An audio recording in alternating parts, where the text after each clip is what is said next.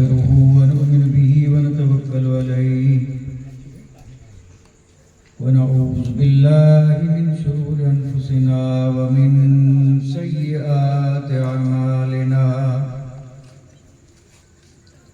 من يهده الله فلا مضل له ومن يضلله فلا هادي له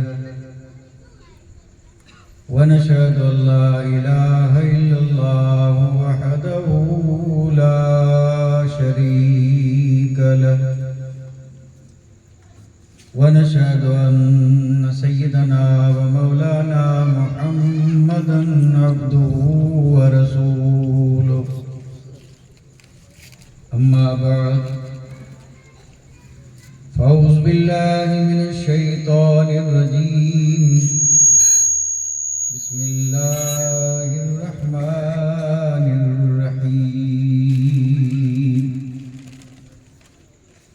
قل لا أسألكم عليه أجرا إلا المودة في القربى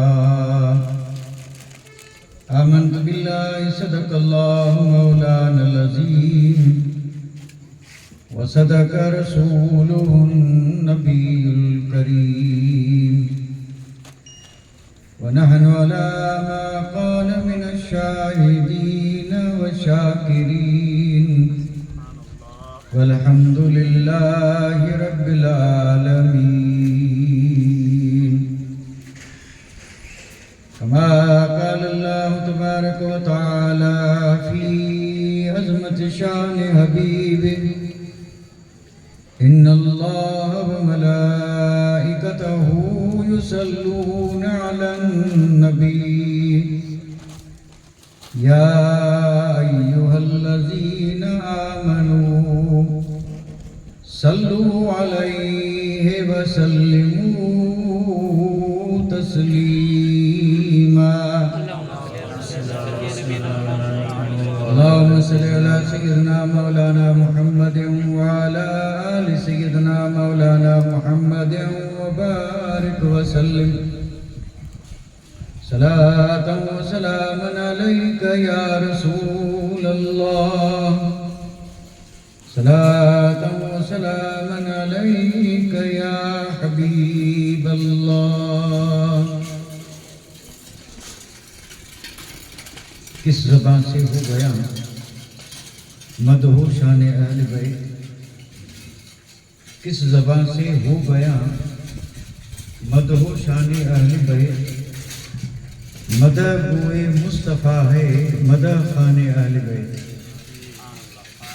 مدح گوئے مصطفیٰ ہے مدح خان اہل بیت ان کی پاکی کا خدا پاک کرتا ہے بیان ان کی پاکی کا خدا پاک کرتا ہے بیان آیہ تطہیر سے ظاہر ہے شان اہل بیت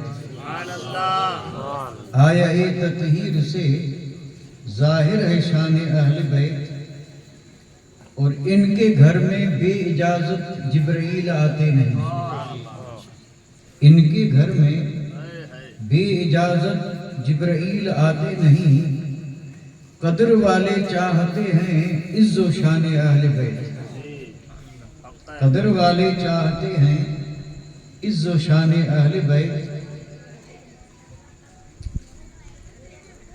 گھر لٹانا سر کٹانا کوئی تم سے سیکھ جائے گھر لٹانا سر کٹانا کوئی تم سے سیکھ جائے جانے عالم ہو فدا اے خاندان اہل بیت جانے عالم ہو فدا اے خاندان اہل بیت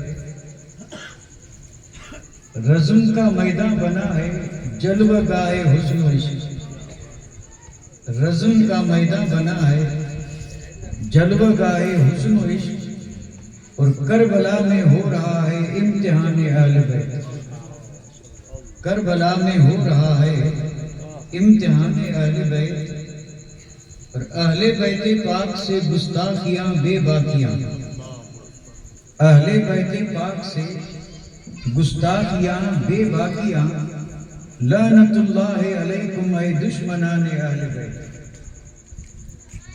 بے ادب گستاخ فرقے کو سنا دے اے حسن، بے ادب گستاخ فرقے کو سنا دے اے حسن، یوں کہا کرتے ہیں سنی داستان اہل بیت، یوں کہا کرتے ہیں سنی داستان اہل بیت۔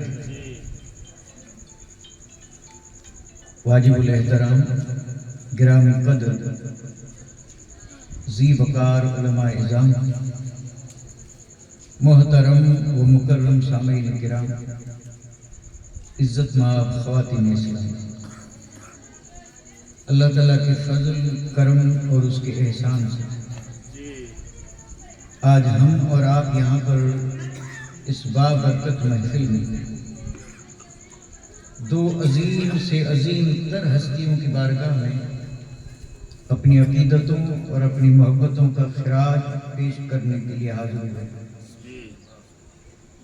اللہ تبارک و تعالیٰ اپنے حبیب کے صدقے میں ہم سب کی حاضری کو قبول فرمائے، اور اس ذکر خیر کو اللہ تعالیٰ ہم سب کے لیے دونوں جہان کی سعادت مندی، نیک بختی اور نجات کا ذریعہ اور سبب بنائے۔ اور میں گفتگو سے پہلے دل کی گہرائی سے ان عاشقان اہل بیت کی خدمت میں ایک بار نہیں بلکہ 100 بار مبارکبادی پیش کرتا ہوں، جنہوں نے اس محفل پاک کو منعقد کیا اور اس میں دامے درمے قدمے سکھنے چاہے جس طرح حصہ لیا۔ اللہ تعالیٰ ان کے تمام جائز مقاصد کو پورا فرمائے، اور اللہ انہیں مزید اہل بیت اطہار کی محبت سے مالا مال فرمائے۔ کیونکہ مسلسل کئی دنوں سے ہم اور آپ اہل بیت اطہار کا ذکر سن رہے ہیں اور سنا رہے ہیں، اور یہ صدیوں سے سلسلہ چلا آ رہا ہے اور قیامت کی صبح تک چلتا رہے گا، اپنے اپنے انداز میں اور اپنی اپنی حیثیت کے مطابق۔ بیان کرنے والے واقع کربلا کو بیان کرتے ہیں اور سننے والے بھی اپنے اپنے انداز سے سنتے ہیں۔ ایک عام آدمی کا سننا اور ہے اور ایک سچی عاشق کا سننا اور ہے، اور ہر صاحب ایمان اس چیز سے بخوبی واقف ہے۔ جیسے ہی محرم الحرام کا چاند نظر آیا، پورے عالم اسلام میں ذکر حسین کی گویا بہار آ گئی۔ کوئی محلہ، کوئی گلی، کوئی شہر، کوئی قصبہ، کوئی گھر ایسا نہیں جس میں ذکر امام حسین نہ ہو اور ذکر کربلا نہ ہو۔ یہ جو ذکر کربلا آج تک ہوا، ہو رہا ہے، ہوگا، یہ ذکر کربلا امت تک پہنچایا کس نے؟ یہ بنیادی قابل غور بات ہے۔ یعنی یہ جو ذکر ہو رہا ہے، ہوتا رہے گا اپنے اپنے انداز سے، تو امت تک یہ ذکر پہنچایا کس نے؟ اس کا راوی کون ہے؟ اور روایت وہی کر سکتا ہے جو مشاہدہ کرے، یعنی جو اپنی نگاہوں سے دیکھے اور پھر آ کر کے بتائے کہ میں نے یہ دیکھا۔ تو یہ سارا واقعہ کربلا جو ہے، اس کے راوی دو ہیں۔ ایک کا نام ہے سید سجاد امام زین العابدین، اور دوسری عظیم ذات کا نام ہے حضرت سیدہ طیبہ حضرت زینب بنت علی رضی اللہ تعالی عنہ۔ یہ ان کا احسان ہے، اتنا بڑا احسان ہے ان دو ہستیوں کا کہ آج یہ امت جو فخر کے ساتھ سر بلند کر کے جی رہی ہے، اور قیامت تک جیتی رہے گی.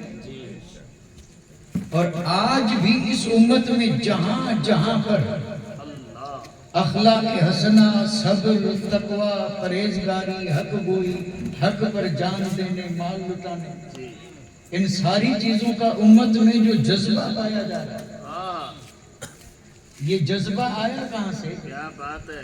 تو میں اس کے لیے بھی عرض یہ کروں گا کہ یہ جذبہ بھی دین ہے ان دو ہستیوں کہ اگر یہ دو ہستیاں نہ ہوتی تو نہ ذکر کربلا ہوتا اور نہ ان ساری چیزوں کا امت میں جذبہ ہوتا. یعنی یہ ذکر بھی ان کے صدقے میں اور امت میں جذبہ بھی ان کے صدقے میں. اگرچہ یہ بات ذرا یعنی اہل علم کے لیے تو مشکل نہیں ہے، لیکن جہاں تک میرا خیال ہے عوام کے لیے اگر غور نہیں کریں گے تو تھوڑی سی مشکل ہوگی. ایک جملہ ہے جو اکثر عوام بھی بولتے ہیں، خواص بھی بولتے ہیں، ہر قوم بولتی ہے، اور وہ جملہ بھی قابل غور ہے اور حقیقت ہے. صرف جملہ ہی نہیں بلکہ حقیقت ہے.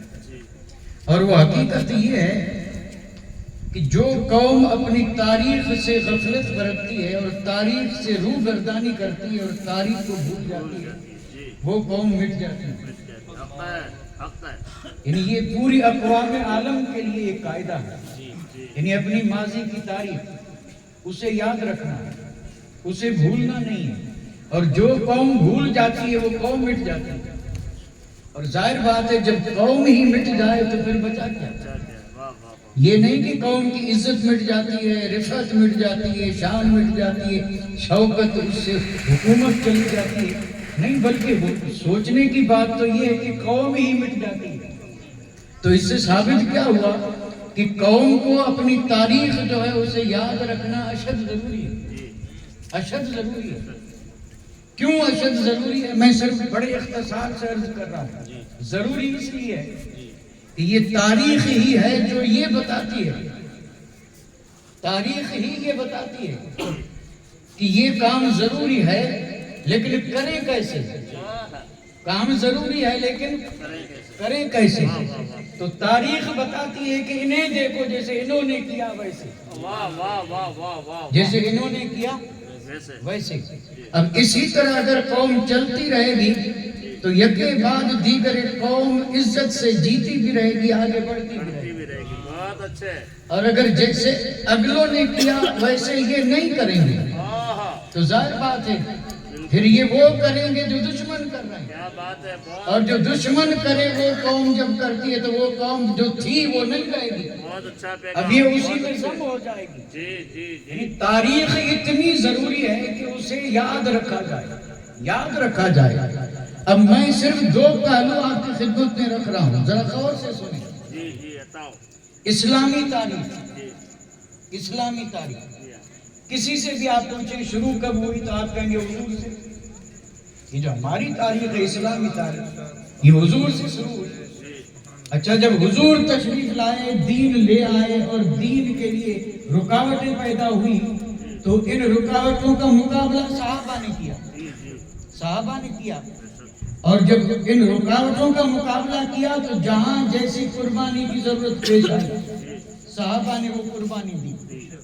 دین تو اب بھی ہے، رکاوٹیں اب بھی ہیں، دین پر حملے اب بھی ہیں، اور دین کے لیے دشمن اس وقت بھی تھے اور اب بھی ہیں. تو اب جب دین کے لیے رکاوٹیں پیدا ہوں تو نمونہ کس کو بنائیں گے؟ کیا بات ہے. جی. یعنی مثلا اگر آپ اسلام کو مال کی ضرورت پیش آئی تو اگر کوئی مال دینا چاہے تو نمونہ تو ہونا چاہیے کہ مال دیں. اب اس کا یعنی ہمت نہیں ہو رہی ہے، جگر کام نہیں کر رہا ہے، مال دیں تو کیسے دیں؟ کیونکہ مال بڑی پیاری چیز ہے. تاریخ اٹھا کر کے دیکھا کہ ابو بکر نے سارا دے دیا، صدیق اکبر نے سارا دے دیا. تو یہ سارا تو نہیں دے سکتا، کچھ نہ کچھ تو دے سکتا ہے. اور یہ جذبہ اسے کہاں سے ملا؟ تو کہیں گے سیدنا صدیق اکبر سے. واہ. یہ میں ایک ہلکی سی مثال دے رہا ہوں، ہلکی سی مثال. یہ تاریخ ہے، اس کو آپ سیرت بھی کہہ سکتے ہیں، یہ اسلامی تاریخ ہے. تاریخ اور ہمارے لیے سب سے پہلے نمونہ کون بنے؟ صحابہ بنے یا نہیں بنے؟ وطن عزیز ہے، لیکن اگر وطن میں دین خطرے میں ہو اور دین پر عمل ہونا مشکل ہو تو وطن چھوڑنا پڑے تو چھوڑیں گے، لیکن اس کے لیے چھوڑنے کے لیے ہمت کام نہیں کرنی۔ گھر پیارا ہے، زمین پیاری ہے، اب چھوڑیں تو کیسے چھوڑیں؟ تو جب پڑھیں گے تاریخ اور اس میں جب مہاجرین کی سیرت پڑھیں گے تو پھر جذبہ پیدا ہوگا کہ انہوں نے جب سب کچھ چھوڑ کر کے دین کے لیے ہجرت کی تو ہم بھی اسی طرح کریں تاکہ ہم بھی اللہ کے پیارے ہو جائیں۔ واہ واہ واہ، سبحان اللہ، نعرہ تکبیر، نعرہ رسالت، عظمت مصطفیٰ، شان غلام مصطفیٰ۔ بہت اچھا، یہ میں صرف تاریخ کی اہمیت بتا رہا ہوں، اور یہ میں اس لیے بتا رہا ہوں کہ یہ واقعہ کربلا جو اس کا تعلق بھی تاریخ سے ہے۔ بہت اچھے، ٹھیک ہے، اس میں تقریریں ہوتی ہیں، وعظ ہوتے ہیں، جذبے بھی ہوتے ہیں، جوش بھی ہوتے ہیں، یہ سب کچھ ہوتا ہے، لیکن اس پورے واقعے کا تعلق تاریخ سے ہے، اور تاریخ سے جب ہے تو پھر تاریخ ہی سے ملا کے اور اسے دیکھنا چاہیے تاکہ اس سے کچھ سبق ملے۔ اب میں بات طویل کروں تو جو اصل مقصد ہے وہ رہ جائے گا، اس لیے میں مختصر کر رہا ہوں۔ یعنی اسلام کی ابتدا ہوئی، صحابہ نمونہ بنے، اور پھر نمونہ قیامت تک آنے والے ہر کلمہ پڑھنے والے کے لیے، اور نمونہ بھی کسی ایک چیز میں نہیں، نماز پڑھنا ہے، دل نہیں چاہتا، اور پھر نفس جو ہے وہ روکتا ہے، اور جب سیرت پڑھی صحابہ کی تو جذبہ بیدار ہوا کہ انہوں نے رات رات نماز پڑھی ہے تو ہم 5 وقت تو پڑھ لیں۔ یہ تاریخ کا کام ہی یہی ہوتا ہے۔ تو صحابہ نے جان کی قربانی دی، مال کی قربانی دی، وطن قربان کیا، اولاد کو قربان کیا، اس میں کوئی شک نہیں، اس میں کوئی شک نہیں۔ صحابہ نے حق ادا کر دیا، اللہ کے اس انتخاب کا رب نے چنا بھی اس لیے تھا کہ وہ دین کی خدمت کریں گے اور نبی کی صحبت کا حق ادا کریں گے۔ صحابہ نے کر کے رکھ دیا، دین مکمل ہو گیا، دین مکمل ہوا، اور جب مکمل ہوا آیت بھی اتری، رب نے فرمایا الیوم اکملت لکم دینکم اتممت علیکم نعمتی۔ محبوب جس کام کے لیے تمہیں بھیجا گیا تھا وہ کام مکمل ہو چکا۔ رازدہ صحابہ تھے، انہوں نے جب یہ سنا تو دل میں بے قراری پیدا ہوئی کہ مولا جس کام کے لیے تو نے اپنے حبیب کو بھیجا تھا، دین کے لیے بھیجا تھا، رکاوٹیں آئی، مصیبتیں اٹھانی پڑی، پتھر کھانے پڑے، زخمی ہونا پڑا، شہادتیں دی گئی، گھر چھوڑے گئے، مال لٹایا گیا، ہر طرح کی قربانی دی گئی، اور انہی قربانیوں کا نتیجہ ہے کہ دین آج مکمل ہو چکا۔ تو صحابہ سمجھ گئے کہ حضور جس کام کے لیے آئے تھے وہ مکمل ہو گیا، اب حضور پردہ فرمائیں گے۔ بے قراری بڑھی، دل کی بے قراری پہ رحمت للعالمین کی نظر گئی۔ صحابہ کو درد یہ تھا کہ آپ جائیں گے تو ہمارا کون، ہمارا ساتھی کون، ہمارا مددگار کون، دین کا حامی کون؟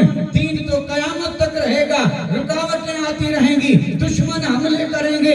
یا رسول اللہ آپ جا رہے ہیں اور صحابہ بھی تو آپ کے بعد بنیں گے نہیں، اور جو ہیں وہ ایک ایک کر کے الوداع ہوتے رہیں گے، پھر دین تنہا رہے گا، مومن تنہا رہیں گے۔ بات اگرچہ دل کی تھی لیکن میرے آقا کی نظر ظاہر پر بھی ہے اور دل پر بھی ہے۔ درد پر جب نظر گئی تو اس کی دوا یوں عطا فرمائی کہ گھبراؤ مت، میں تو پردہ فرما کے جا رہا ہوں، رہوں گا تمہارے بیچ میں لیکن تم نہیں دیکھو گے۔ محمود شاہ جیسا ہوگا تو دیکھے گا، اعلیٰ حضرت جیسا ہوگا تو دیکھے گا، جلال الدین رومی جیسا ہوگا تو دیکھے گا، یہ اللہ کے ولی دیکھیں گے، تم نہیں دیکھو گے۔ لیکن امت آئے میرے صحابیوں، یہ دل کی جو خوف اور خطرہ ہے اسے نکال دو۔ میں تمہیں بے سہارا چھوڑ کے نہیں جا رہا ہوں، میں تمہیں 2 سہارے دے کے جا رہا ہوں، اور یہ 2 سہارے تمہیں قیامت تک سہارا دیتے رہیں گے، اور یہ تمہاری بھی حفاظت کرتے رہیں گے اور تمہارے دین کی بھی حفاظت کرتے رہیں گے۔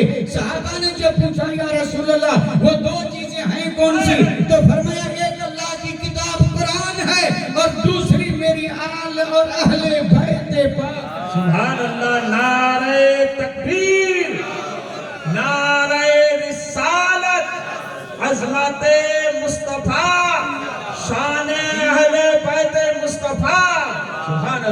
سبحان اللہ بہت اچھا حضور نے دین بھی مکمل کیا ہائے ہائے ہائے اور دین کو مددگار بھی دے دیا ہائے ہائے سبحان اللہ اور مددگار بھی ایک نہیں بلکہ دو واہ واہ ایک قرآن اور ایک اہل بیت جی دو مددگار دے دیے یہ دین کامل ہوا کس سے قربانی سے اب میں پتے کی بات عرض کر رہا ہوں بہت اچھے سبحان بڑی اللہ پتے کی بات ہے غور سے سنیں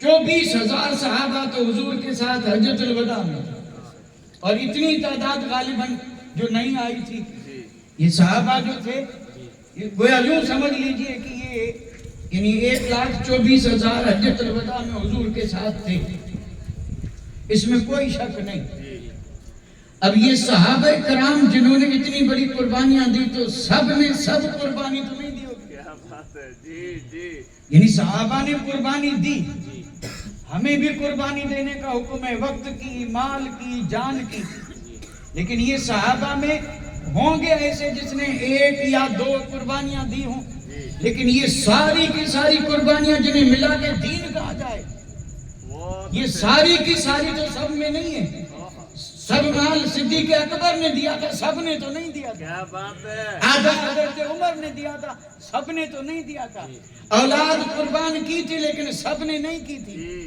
وطن چھوڑا تھا لیکن سب نے نہیں چھوڑا تھا یہ قربانی کے لیے نمونے صحابہ میں موجود ہیں لیکن یہ نمونے بکھرے ہوئے ہیں اور پھر انہیں تلاش کرنا پڑے گا کہ مال قربان کرنا ہے تو کیسے کریں جان قربان کرنی ہے تو کیسے کریں وطن قربان کرنا ہے تو کیسے کریں جگر کے ٹکڑے قربان کرنے ہیں تو کیسے کریں اور پھر دین کے لیے حق و صداقت کے لیے اتنی تکلیفیں برداشت کرنا ہے تو کیسے کریں بے شک صحابہ نے کی ہیں لیکن میں عرض کر دوں یہ موتی بکھرے ہیں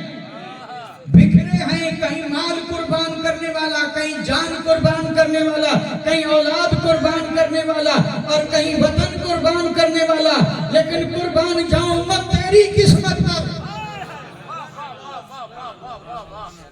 اگر کوئی امتی جذبہ رکھنے والا سچا امتی چاہے کہ یہ ساری قربانیاں اور یہ سارے کے سارے مصائب و آلام اور دین کے لیے جو کچھ صحابہ نے کیا ہے اگر وہ یکجا ایک جگہ پہ دیکھنا چاہے تو کہیں جانے کی ضرورت نہیں کربلا آ جائے سبحان اللہ نعرہ تکبیر نعرہ رسالت عظمت تاجدار کربلا سبحان اللہ بہت اچھا حق ہے حق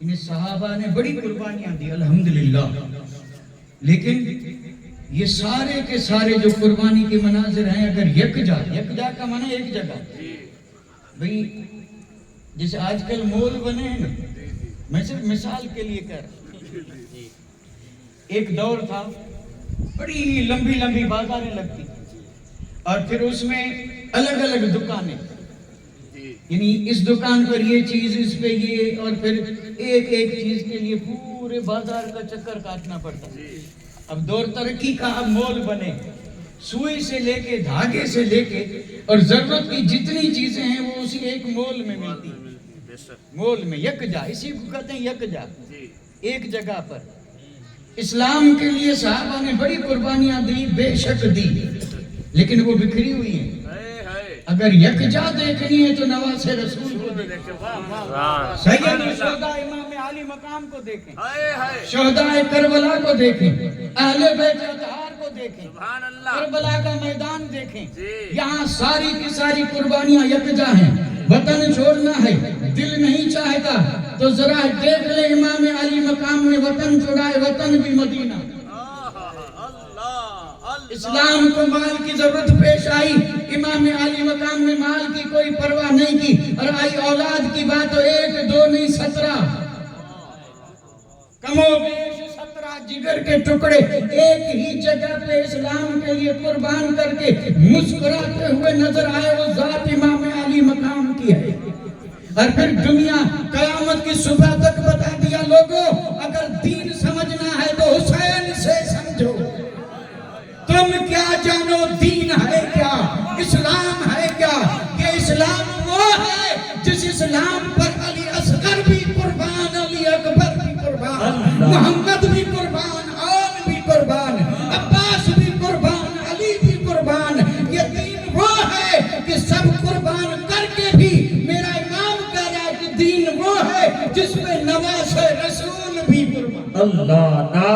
تکبیر سبحان اللہ نعرہ رسالت عظمت تاجدار کربلا سبحان اللہ بہت اچھا بہت اچھا یہ ہے پیغام کربلا. پیغام کربلا. اور کربلا میں جو اصل مقاصد تھے اس میں ایک بنیادی مقصد یہ تھا کہ کوئی پیغام ایسا چھوڑ دیا جائے کہ جسے امت بھلا نہ پائے. ایک طرف تو محبت کا تقاضا، قرآن میں اس کا مطالبہ اہل بیت سے محبت کرو. کیوں؟ وہ اس لیے تھا کہ محبت کریں گے تو ذکر بھی کریں گے، سبحان اللہ. اور ذکر کریں گے تو سارا دین کربلا سے ملتا رہے گا. کہیں جانے کی ضرورت نہیں. بڑا زبردست فلسفہ ہے صاحب. جس چیز کی محبت ہوگی آدمی اس کا ذکر کرے گا. ہر ایمان والے کے اوپر لازم ہے کہ اہل بیت سے محبت کرے، اور اہل بیت سے جب محبت کرے گا تو اہل بیت کا ذکر بھی کرے گا. وہ ایسا نہیں کہ مدینے میں تھے تو ذکر کرے، مکے میں تھے تو ذکر کرے، کربلا میں گئے ہیں تو ذکر نہ کرے. نہیں، محبت ہے تو ہر جگہ پہ ذکر کرے گا. تو جب ذکر کرے گا تو ذکر کرتے کرتے یہاں بھی پہنچے گا کہ ہمیں وضو کر کے نماز پڑھنا نہیں آتا، اور وہ بھی تو تھے جنہوں نے خون سے وضو کر کے سجدہ کیا. تو یہ پیغام کربلا ہے جو قیامت کی صبح تک مومنوں کو بیدار کرتا رہے گا. اور مجھے یہاں پر یہ ذکر نہیں کرنا تھا کیونکہ 10 دن سے آپ مسلسل یہی سن رہے ہیں، میں بھی جانتا ہوں، اور آپ بھی دل ہی دل میں کہہ رہے ہیں کہ بات یہ تو ہم نے 10 دن سے سنی ہے، اور آپ بھی وہی کر رہے ہیں، اس لیے تھوڑے بلایا تھا. لیکن میں یہ بات کسی مقصد کے تحت کر رہا ہوں، اور میرا مقصد یہ ہے کہ یہ جتنا بھی زبردست اس کا فائدہ ہے یہاں بھی اور قبر میں بھی اور حشر میں بھی، یہ جو ہم ذکر کر رہے ہیں، سن رہے ہیں، سنا رہے ہیں. کروڑوں لکھنے والوں نے لکھا، کروڑوں سنانے والوں نے سنا، اور کروڑوں پڑھنے والوں نے پڑھا. آنکھیں اشک بار ہوئی، دل تڑپے، اور یہ جو پورے عالم میں نہ معلوم کیسی کیسی کیفیات جو ہیں وہ پیدا ہوئی. میرا کہنے کا مقصد یہ ہے کہ یہ سب صدقہ ہے امام زین العابدین کا، اور صدقہ ہے سیدہ بی بی زینب کا. اس لیے آپ بھی سن چکے ہیں کہ یہی دو ہیں جو کربلا کے چشم دید گواہ ہیں. چشم دید یعنی انہوں نے اپنی نظروں سے سارا منظر دیکھا. آدمی دیکھ سکتا ہے، کوئی آدمی جو ہے آدمی چاہے جتنا بڑا ہو، اور رستم زمانہ کیوں نہ ہو، چاہے جتنا پہلوان کیوں نہ ہو، انسان میں ہے طاقت کہ یہ سب دیکھے اور پھر بھی زندہ رہے. بھئی ہم تو سنتے ہیں لیکن سوچتے نہیں ہیں. اللہ توفیق دے تو کبھی آنکھیں بند کر کے تھوڑا سا منظر بھی تو سامنے لیا. آخر وہ بھی تو انسان تھے نا.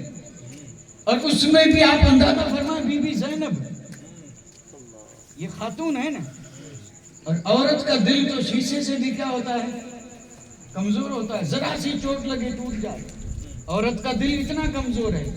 خاتون مانا عورت کا دل اتنا کمزور ہے، وہ اس میں کہاں اتنی ہمت کی برداشت کر سکے. اس لیے آج تک لوگوں نے جب صبر کے بعد کو لکھا ہے، ہم کیا جانے صبر کیا ہے. صبر ایوب ضرور مشہور ہے، لیکن لکھنے والوں نے لکھا ہے کہ قسم رب کی اگر حضرت ایوب بھی آئیں اور جب دیکھیں کربلا میں حضرت زینب کے صبر کو تو وہ بھی پکار اٹھے کہ واقعی یہ اہل بیت کی شان ہے، کوئی اور صبر کر ہی نہیں سکتا. نعرہ تکبیر، نعرہ رسالت، عظمت اہل بیت مصطفیٰ، جشن سیدنا حضور سیدنا زین العابدین. سبحان اللہ سبحان اللہ.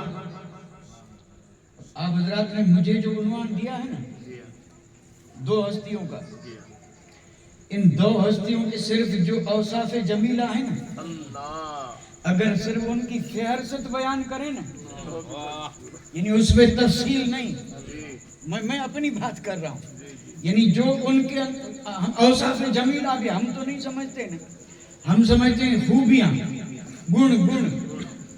گن، خوبی، کمال. یہ جو ان کی ذات میں کمالات رب نے رکھے تھے، ان کی صرف فہرست، تو یہ فہرست بھی اتنی لمبی ہے کہ ہم اس کو بھی پورا نہیں کریں، اتنے تو گن ہیں۔ اب کس گن کی بات کریں؟ کیا بات ہے اللہ! بھئی کس گن کی بات کریں؟ آپ ہی بتائیے نا، آپ کو پہلے طے کر دینا چاہیے تھا، آپ کو یہ طے لکھ دینا چاہیے تھا کہ ذکر زین العابدین کا ہوگا اور ان کے وصف صرف صبر پہ ذکر ہوگا، تو آدمی ذکر بھی کرتا۔ یا آپ لکھ دیتے کہ زین العابدین کا ذکر ہے اور اس ذکر میں صرف ان کے علم کا ذکر ہوگا، یہ ان کے گن ہیں، اور یہ وہاں سے ملے ہیں جہاں سے سارے جگ کو ملے ہیں۔ کیا بات ہے! سبحان کوئی اللہ! کمی ہوگی؟ نہیں، ہوگی کوئی کمی؟ نہیں۔ اب کس چیز کو بیان کیا جائے؟ لیکن چونکہ معاملہ کربلا والا چل رہا ہے، اس لیے میں نے بھی یہی سوچا کہ ذرا صبر پر اللہ صبر عطا فرمائے۔ لیکن اب میں تو پشو پیش میں ہوں کہ ہم تو صبر ہی نہیں سمجھتے، تو صبر صبر سنتے تو ہے، صبر ہوتا کیا ہے؟ صبر کی کئی تعریفیں ہیں، میں ایک تعریف کر دوں۔ صبر کی کئی تعریفیں، صبر سکھ میں نہیں ہوتا۔ صحیح ہے۔ یزیدیوں کو اگر کوئی صابر کہے تو یہ لعنتی نہیں دو کیا؟ کیا بات ہے! کیا بات ہے! یزیدی، اور انہوں نے صبر کیا کس چیز میں؟ کیا بات ہے! صابر تو یہ قافلہ تھا، امام علی مقام، آپ کی رفقا، اہل بیت اطہار، صابر تو یہ تھے، بے شک یہ تھے۔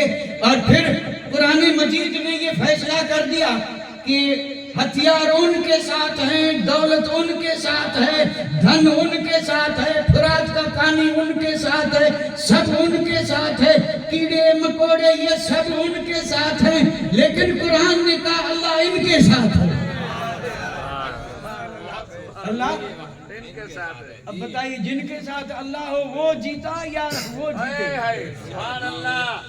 جن کے ساتھ اللہ، اللہ کن کے ساتھ؟ تو قرآن نے کہا اللہ ان کے ساتھ جو صبر کرے۔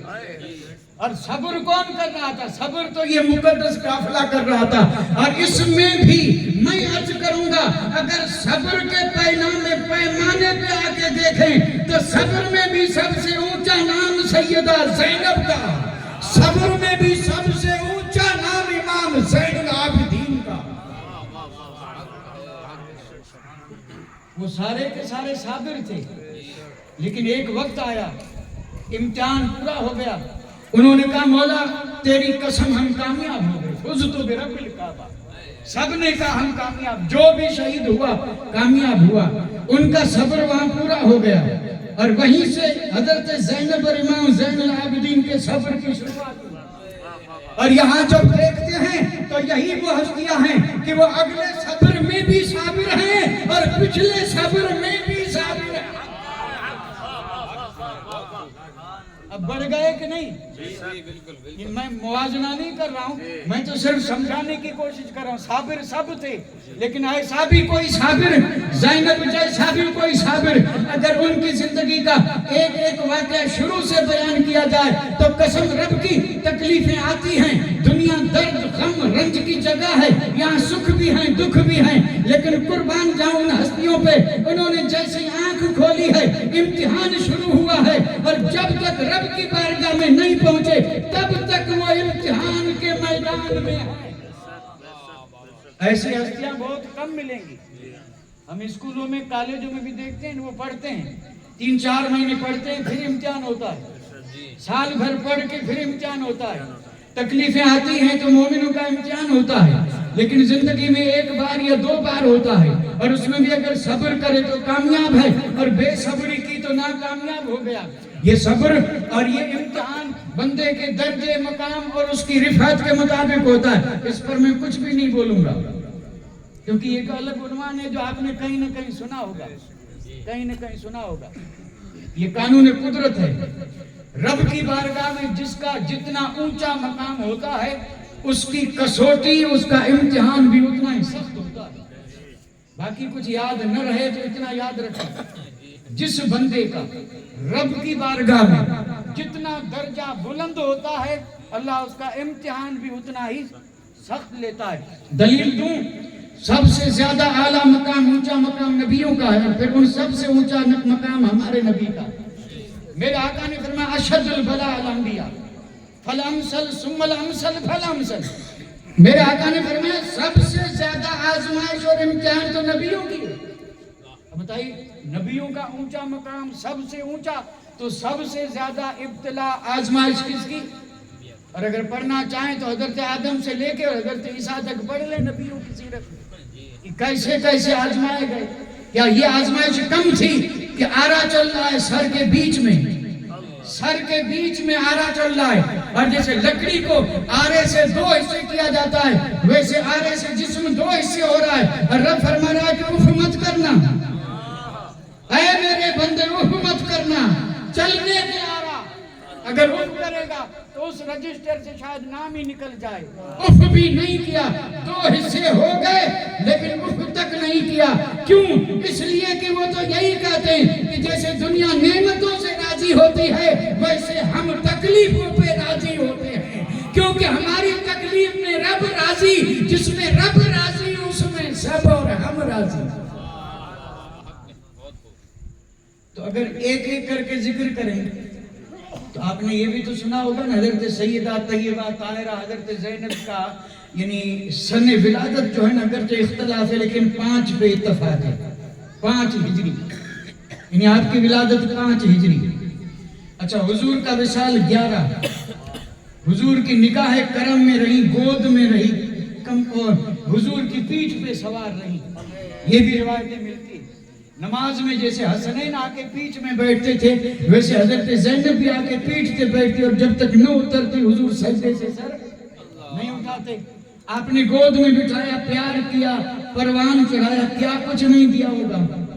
یہ تو شان ہے نا ان کی.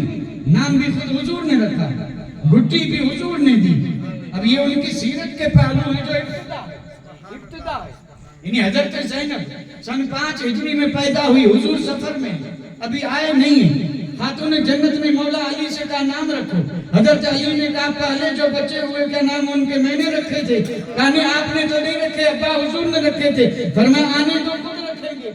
حضور تشریف لائے تو آپ نے نام رکھا زینب، نام مصطفیٰ نے رکھا زینب. سبحان اللہ سبحان اللہ. یہ حضور نے، اور پھر یعنی حضور نے اپنا لعاب دہن جو کھجور چبا کر کے اور ان کو کیا کیا، یعنی ان کے منہ میں دیا.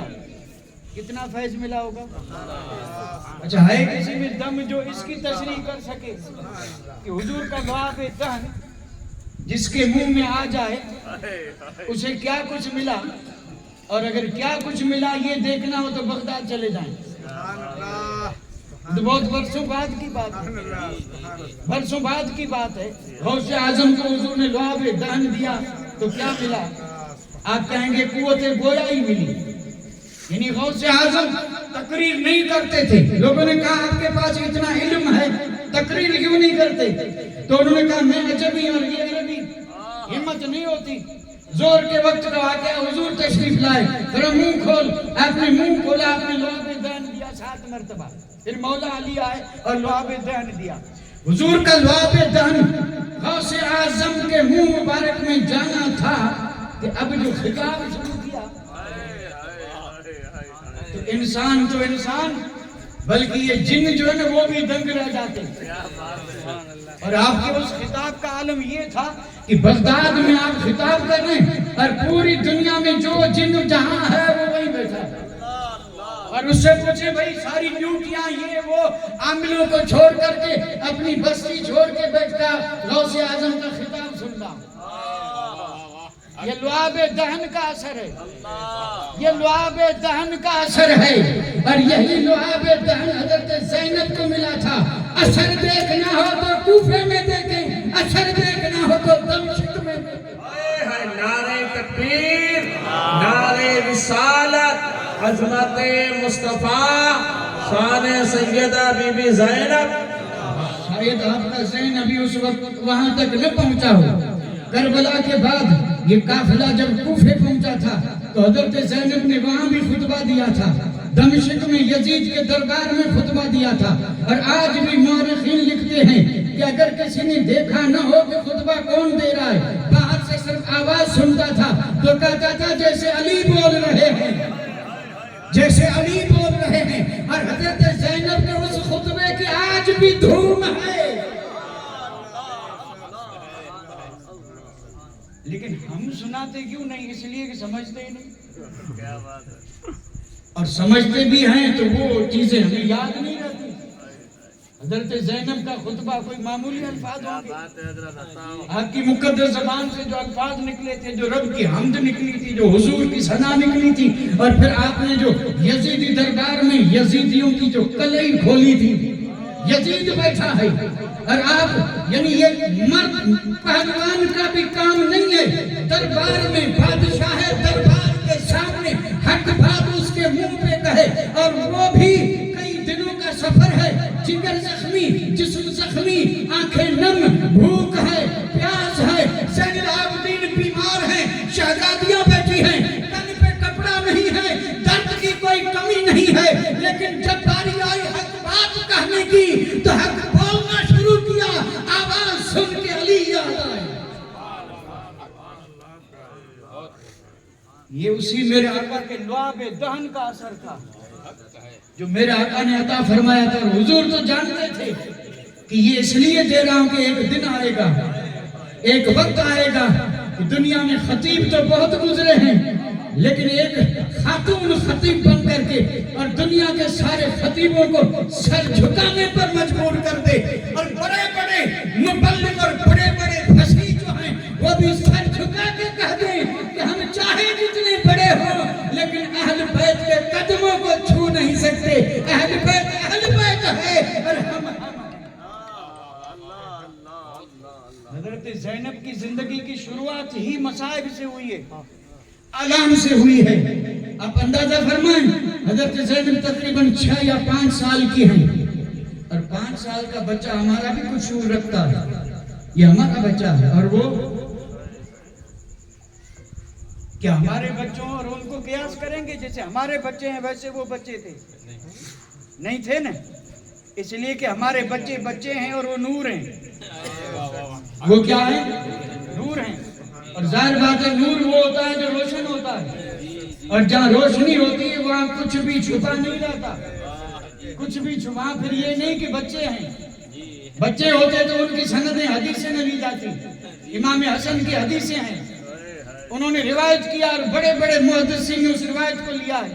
کسی نے یہ نہیں کہا کہ بچہ ہے، کیونکہ اور بچے اور ہیں، نور کی تصویر اور ہے. حضرت زینب باشعور ہیں، 5-6 سال کی عمر ہے، سب کچھ سمجھ رہی ہیں. پہلی ابتلا یہ آئی، حضور نے وصال فرمایا. وصال فرمایا تو مدینے کا حال کیا تھا کہ حضرت زینب نے نہیں دیکھا کہ ان پہ کوئی اثر مرتب نہیں ہوگا. ٹھیک ہے، مدینے کی باہر کی بات چھوڑ دیں، گھر میں بی بی فاطمہ الزہرا ہیں جو حضور کی سب سے پیاری ہیں. اور جب حضور نے وصال فرمایا، قسم رب کی، حضرت فاطمہ الزہرا نے قصیدہ لکھا ہے. وہ قصیدہ آج بھی کتابوں میں ایسے چمک رہا ہے جیسے آسمان پہ 14ویں کا چاند چمک رہا ہے. کیا یہ غم تھا؟ پوچھے سیدہ طیبہ فاطمہ الزہرا سے. آپ نے اس قصیدے میں فرماتی ہیں، صبت علیہ مصائب لو صبن علی النہار لسرن لیالیا. یہ میں اس کا ایک بند پڑھ رہا ہوں، یہ فاطمہ الزہرا کا فرمانا ہے. آپ نے فرمایا کہ زمانہ ہے، اللہ کی مشیت ہے، مجھ پر جو تکلیفیں اور جو مصیبتیں آئی ہیں، اگر وہ پہاڑ اگر دن پر آتی تو دن رات ہو جاتا. نہیں سمجھے آپ؟ فاطمہ الزہرا نے کہا حضور کے وصال سے مجھ پر جو مصیبت پڑی، جو تکلیف آئی، مصائب یعنی تکلیفیں، رنج، غم، آلام.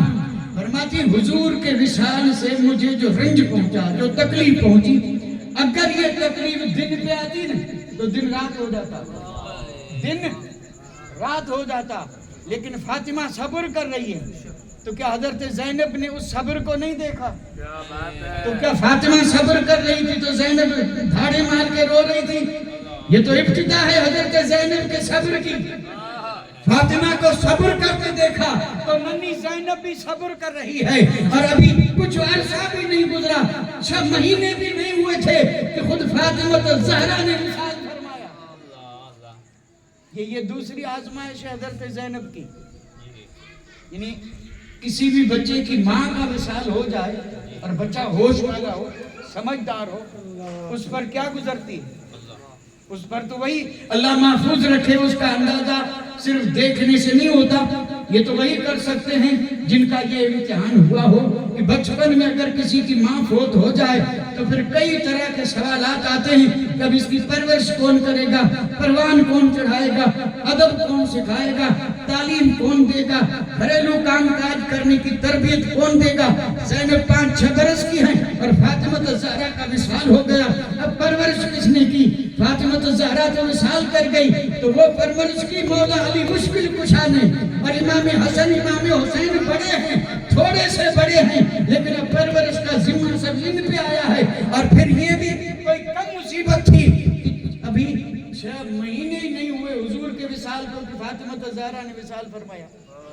کیا حضرت زینب کو تکلیف نہیں ہوگی؟ اب یہیں سے تو صبر شروع ہو رہا ہے. اور پھر یہ صبر چلتے چلتے وہ وقت بھی آیا, مولا علی مشکل کشا پہ حملہ ہوا, خنجر سے آپ زخمی ہوئے ہیں, خون بہ رہا ہے, زینب ساتھ میں ہے اور شہر کوفے کا ہے. اندازہ فرمائیں اس وقت تو زینب کی عمر بہت بڑی تھی, کیا اس وقت آپ کو تکلیف نہیں ہوئی؟ پھر آپ نے اپنی نگاہوں سے دیکھا بدبختوں نے امام حسن کو زہر دیا اور پھر جسم کے اندر سے گوشت کے ٹکڑے خون کے ساتھ گر رہے تھے. زینب دیکھ رہی تھی. کیا یہ امتحان کم تھا؟ یہ سارے امتحانات حضرت زینب نے اپنی نگاہوں سے دیکھے. یہ امتحان ہے کیونکہ جو جتنا اعلیٰ ہوتا ہے اس کا امتحان بھی ویسا ہی ہوتا ہے. اتنے سارے امتحان ہونے کے باوجود صبر, باوجود اب اگر آپ بھول نہ گئے ہو تو میں لوٹ کے پھر آؤں جہاں چھوڑا تھا وہاں. میں پوچھ رہا تھا آپ سے صبر کیا ہے. یعنی حضرت زینب بچپن سے ہی صبر صبر صبر صبر آخری دم تک.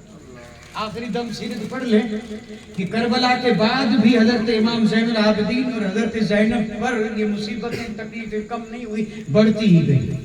کربلا کے بعد بھی بہت ستایا گیا, زنجیریں پہنائی گئی, ہتھکڑیاں پہنائی گئی, مدینے سے نکالا گیا, شہر بدر کیا گیا, بولنے پہ پابندیاں لگی. اور یہ سارا کیوں ہو رہا تھا وہ سب جانتے ہیں. وہ اس لیے ہو رہا تھا کہ بادشاہی ان کے پاس تھی, تلواریں ان کے پاس تھی, لوگوں کے دل ان کے ساتھ تھے. اس لیے وہ گھبرا رہے تھے. حکومت اب بھی خطرے میں تھی کہ اگر انہوں نے ارادہ کر لیا تو آج ہی حکومت ہم سے چھن جائے گی. لیکن انہوں نے تو حکومت سے اسی دن ہاتھ اٹھا لیا جب کربلا سے چلے تھے. سیاست سے کوئی واسطہ نہیں, بس یہی کام تھا کہ بندوں کو خدا سے ملائیں اور انہیں راہ حق بتائیں اور دین کی تعلیم دیں, حدیث و قرآن پڑھائیں اور سکھائیں. یہی کام تھا. پورے سفر میں کہیں بھی بے صبری نہیں. تو کیا تھا؟ اب میں صبر کی ایک تعریف کروں گا, باقی تو بھائی سب سمجھتے ہیں نا بھائی صبر. ہمارے یہاں صبر کیا ہے؟ اللہ نہ کرے کسی بھی تکلیف آئے نا اور پھر وہ نہ روئے, نہ چلائے, نہ شکایت کرے, نہ سینے پہ ہاتھ مارے, نہ بال نوچے, بلکہ چپ چاپ آنسو بہیں تو بہتے رہیں اور کہے انا للہ و انا الیہ راجعون. جو اللہ کی مرضی بس اسی پہ راضی, جس میں رب راضی اسی میں لوگ بھی آتے اور کہتے ہیں اس نے کیا کیا؟ صبر کیا. اس نے ہمارے یہاں صبر بس اتنا ہی ہے. حالانکہ صبر نماز میں بھی ہے, صبر روزے میں بھی ہے, سارے اعمال صالحہ میں صبر ہے, برائیوں کو چھوڑنے میں بھی. یہ بڑی تفصیل ہے, زبردست تفصیل ہے. صبر کسی ایک چیز میں نہیں, لیکن میں جو صبر کی تعریف کر رہا ہوں کربلا کے حوالے سے سن لیں. صبر سارے صابر. بزرگان دین نے اس کی تفصیل اور اس کی تعریف یہ لکھی ہے کہ آدمی کا جو معمول ہے نا, معمول عام دنوں میں, خوشحالی کے دنوں میں جو اس کا معمول ہے, اس پر جب کوئی آفت آئے, مصیبت آئے, ابتلا, امتحان آئے تو اس کا جو معمول تھا اس میں ذرہ بھی فرق نہ آئے. یہ صبر ہے. نہیں سمجھے آپ؟ پھر ذرا عرض کر دیں.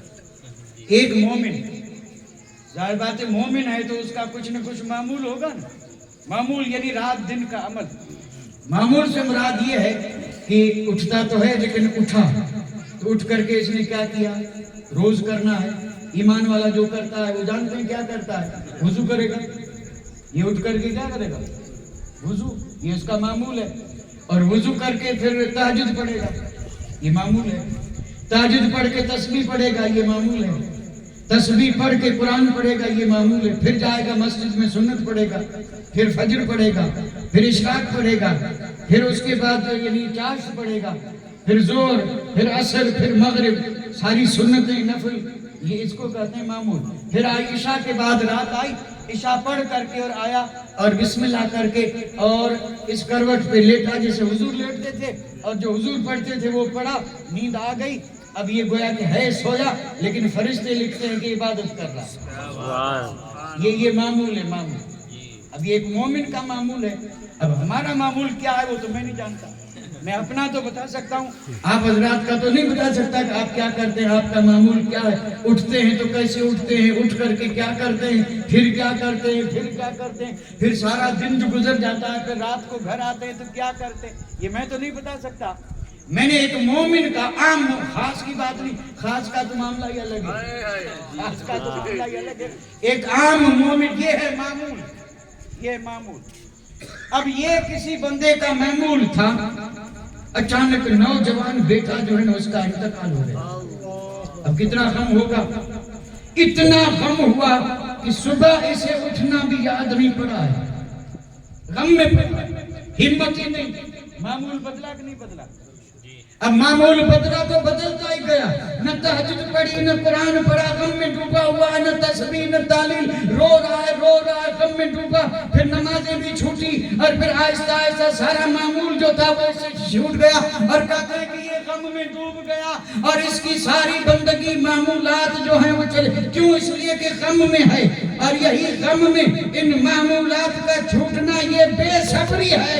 और चाहे जितने गम के पहाड़ टूटे, लेकिन मोमिन का मामूल न बदले, यही सब्र है, और इसी सब्र को करबला में दिखाया। सुभान अल्लाह, नारे तकबीर, नारे रिसालत, जश्ने ताजदारे करबला, हुजूर उस्ताजुल उलमा। सुभान अल्लाह। इस पर मैं सनद के तौर पर इमाम ज़ैनुल आबिदीन का कौल पेश कर रहा हूँ। उलमा ने बयान भी किया है, लिखा भी है, और आपने भी सुना होगा। इमाम ज़ैनुल आबिदीन रज़ियल्लाहु ताला अन्हु फरमाते हैं कि हम मदीने से चले, करबला पहुँचे, करबला से कूफा, कूफा से दमिश्क, दमिश्क से फिर वापस मदीना आए। लेकिन कहते कसम रब की, मेरी फूफी ज़ैनब की तहज्जुद भी कज़ा नहीं।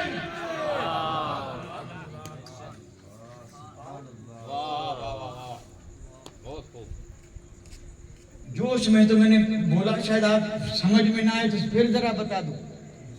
ये आला दर्जे का सब्र है, आला दर्जे का। करबला में क्या हुआ था, और करबला में फिर 10वीं के बाद 11वीं रात भी आई थी, जिसमें हजरत ज़ैनब सालारे कारवां है, सारे काफिले की निगरानी भी कर रही है, लाशों पे पहरा भी दे रही है। यहाँ लोग बयान करने को तो बहुत कुछ बयान कर जाते हैं, और अल्लाह तौफीक अता फरमाए, अल्लाह हमें समझने की तौफीक दे। कसम रब की, ये ज़ैनब है, ज़ैनब ये अली की बेटी है, ये फातिमा के जिगर का टुकड़ा है, ये नबी की नवासी है, कोई आम खातून नहीं है। आम खातून में मजाल क्या है कि इस हाल में वो जिंदा रह सके। वो पहले ही अपने बेटे के शहीद होने पर तड़प तड़प के दम दे देती, अगर पहले पे नहीं तो दूसरे पे तो जान निकल जाती। लेकिन ज़ैनब कुर्बान तेरी अज़मत पर, दोनों बेटे शहीद हैं, सारा घराना शहीद है, इमाम अली मकाम शहीद है, लाशें बिखरी हैं, लेकिन उस रात भी सैयदा की तहज्जुद कज़ा नहीं हुई।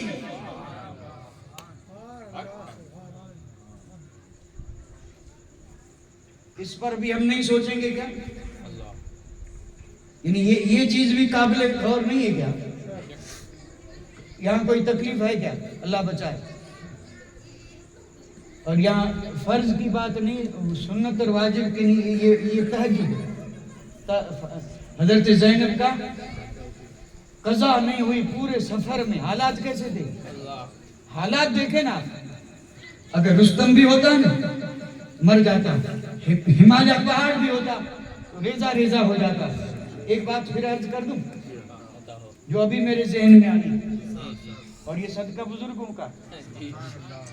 सैयदा ज़ैनब के तहज्जुद पे और सब्र के हवाले से मैंने जो बात अर्ज की, इसे सब्र कहते हैं। हालात चाहे जैसे हों, मोमिन का मामूल न बदले, ये है उसका सब्र। और अल्लाह ऐसे सब्र की सबको तौफीक दे।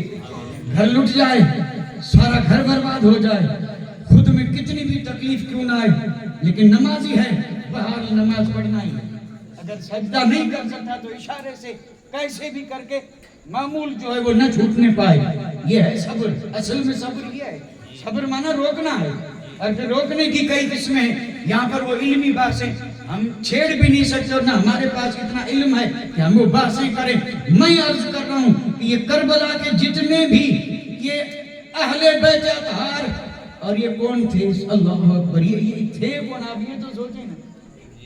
और ये सारा का सारा मामला हुआ क्यों, ये भी आप जानते हैं। कोई मकसद नहीं, सिर्फ दीन के लिए। यजीद ने कहा दीन मिटाऊंगा, इमाम ने कहा मिटाने नहीं दूंगा, मैं मिट जाऊंगा दीन मिटाने। और वाकई ये जो हमारे पास दीन है ना, सदका किसका? आज जो हमारे पास दीन है ना, ये सदका किसका?